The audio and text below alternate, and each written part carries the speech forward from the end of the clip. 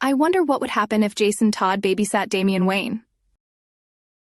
Don't kill anyone, Bruce said, his voice heavy with authority as he eyed Jason. Or each other, he added, glancing at Damian, who was sharpening his katana with unnerving precision. Jason Todd smirked. No promises, he muttered under his breath as Bruce disappeared into the Batcave.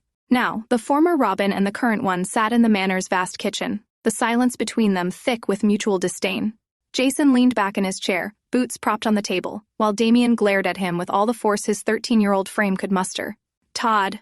Damian finally broke the silence, his tone clipped.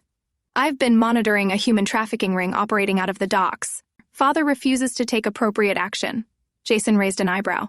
Appropriate action meaning? Permanent solutions, Damian replied flatly, pulling up a glowing hologram from his gauntlet. The intricate blueprints of the docks spun in midair. Jason's lips curved into a slow, mischievous grin.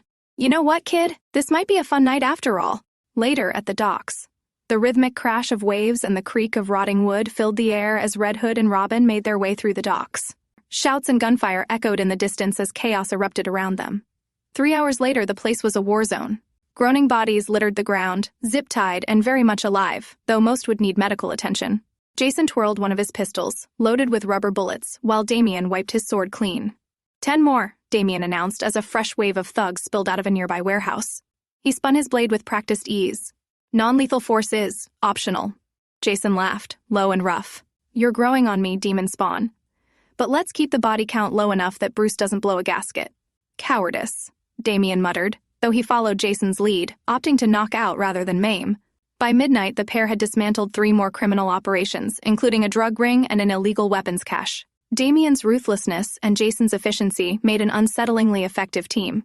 Word spread quickly, no one wanted to face the unusually brutal dynamic duo patrolling Gotham that night. You're not as incompetent as Drake made you sound, Damian remarked as they perched on a rooftop, sharing a bag of fast food Jason had insisted on getting.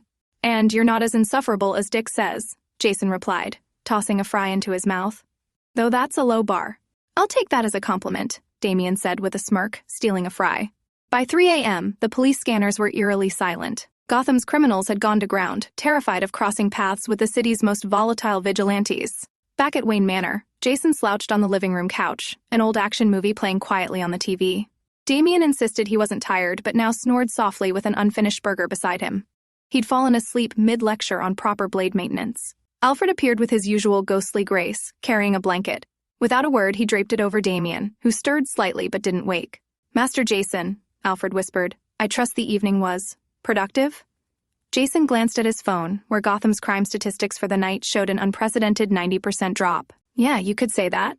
I shall prepare your usual room, sir, and perhaps omit certain details from Master Bruce's evening report. Jason chuckled. Alfie, you're the real MVP. Don't let anyone tell you otherwise. Settling deeper into the couch, Jason glanced at the sleeping Damian. He pulled out his phone and snapped a quick photo. For blackmail purposes, he muttered to himself, though the faint smile on his face said otherwise. For the first time in years, Gotham's streets were quiet. Bruce would undoubtedly blow a gasket when he got back, but for now, Jason decided babysitting wasn't the worst gig in the world. Time to return to the creative cave, but before I go, quick, to the subscribe button. And remember, the like button is the hero this channel deserves and needs. Same fluid time, same creative channel.